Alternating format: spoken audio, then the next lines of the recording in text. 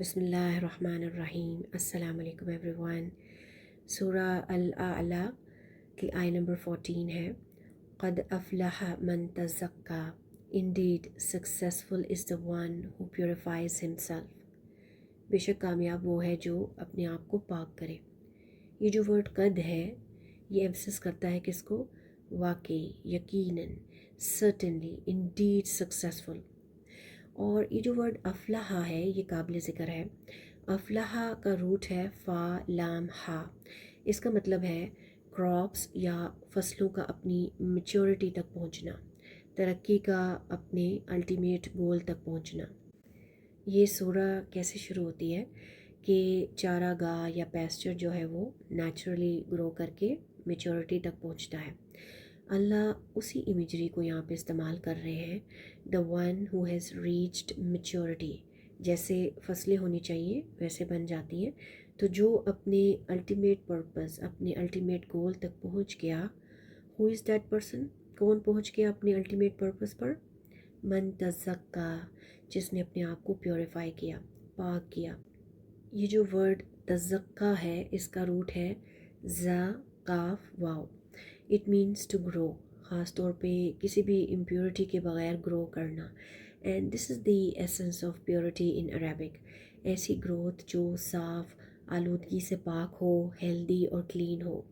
تو جس نے بھی اپنے آپ کو گرو کیا، میچور کیا، خود کو پختہ کیا، وہی ہے جو الٹیمیٹ سکسیس حاصل کرے گا.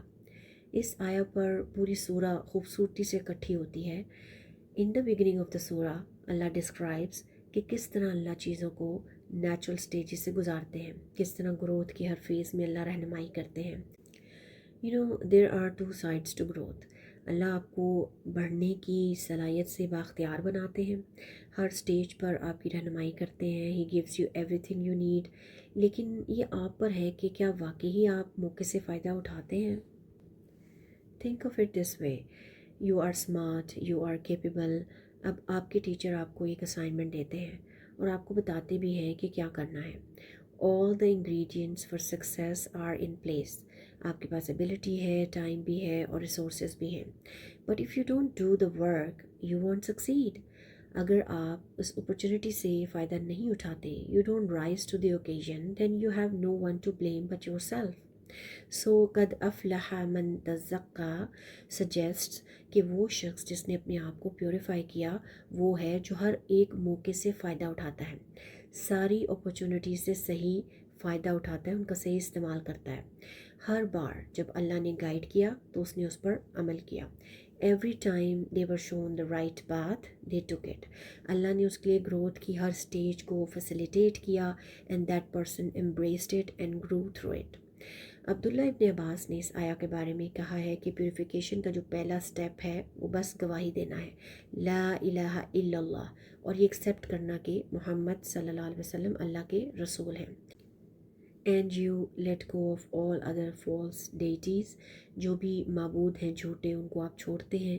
And you submit to the one true God. یہ پیوریفیکیشن کا پہلا سٹیپ ہے. اس سورہ میں پہلے بات ہو رہی تھی ریمائنڈر کے بارے میں کہ کون ریمائنڈر سے فائدہ اٹھائے گا اور کون اوائڈ کرے گا.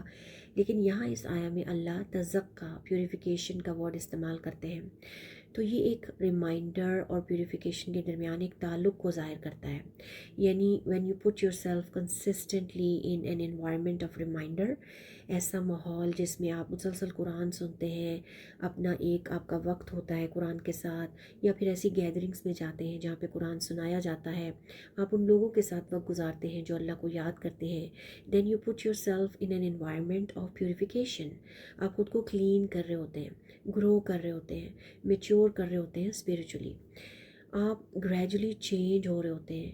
اس کی مثال ہم ایسے لے لیں کہ آپ مٹی میں ایک سیڈ ڈالتے ہیں اور آپ اس کو ڈیلی پانی دیتے رہتے ہیں. اب راتوں رات وہ ایک بڑا درخت تو نہیں بن جاتا نا. Something happens underground. Beneath the soil, that seed begins to develop roots. وہ جڑیں، وہ روٹس ہمیں بظاہر نظر نہیں آ رہی ہوتی but they anchor the plant and prepare it for growth. इसी तरह से जब आप कुरान के साथ एक कंसिस्टेंट कनेक्शन रखते हैं और कुरान वालों की कंपनी में रहते हैं तो अंदर अंदर आपका हार्ट सॉफ्ट होने लगता है, योर थिंकिंग इज़ शिफ्टिंग और अल्लाह के साथ आपका कनेक्शन स्ट्रॉन्ग होने लगता है. But these are the unseen changes. ये चेंज बज़ाहिर नज़र नहीं आता शुरू में, फिर आहिस्ता आहिस्ता आप देखते हैं कि एक छोटा सा प्लांट ज़मीन के ऊपर ज़ाहिर होता है. ये बहुत फ्रजाइल होता है शुरू में, but it shows that life has begun. वक्त के साथ साथ सनलाइट और वाटर उसको मज़ीद स्ट्रॉन्ग करते जाते हैं. इसी तरह जब आप कुरान के साथ और तालीमी माहौल में जुड़े रहते हैं तो आपकी लाइफ में छोटी छोटी चेंजेस ज़ाहिर होने लगती हैं. You become more mindful of your actions. ज़्यादा सब्र आने लगता है, सही और गलत की पहचान बेहतर हो जाती है, आपकी गुफ्तगू में नरमी आ जाती है. And your priorities they begin to align with what pleases Allah.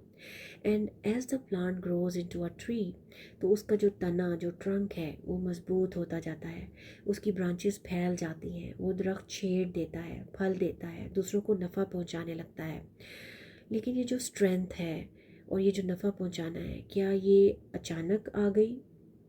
It came from consistent care over time. Likewise, a person who stays connected to the Quran, to the religious environment, वो भी spiritually strong होता जाता है, उसका ईमान पुख्ता होता जाता है, करेक्टर बेहतर होता जाता है, and that person begins to positively impact others as well. जैसे एक ट्री शेड देता है, फल देता है, उसी तरह ये शख्स हिकमत, नरमी और रहनुमाई फ़राहम करता है. और जिस तरह एक ट्री को सर्वाइव करने के लिए मुसलसल पानी की और केयर की ज़रूरत होती है, उसी तरह एक बिलीवर को भी कुरान की तरफ बार बार रुजू करते रहना चाहिए, कुरान से जुड़ते रहना चाहिए, कनेक्टेड रहना चाहिए, ताकि जो ग्रोथ है वो बढ़ती रहे, वीक ना हो. तो लेसन क्या है कि स्मॉल और कंसिस्टेंट एफर्ट्स को कभी भी अंडर एस्टिमेट नहीं करना चाहिए. Consistent connection with the Quran creates real deep transformation, real purification.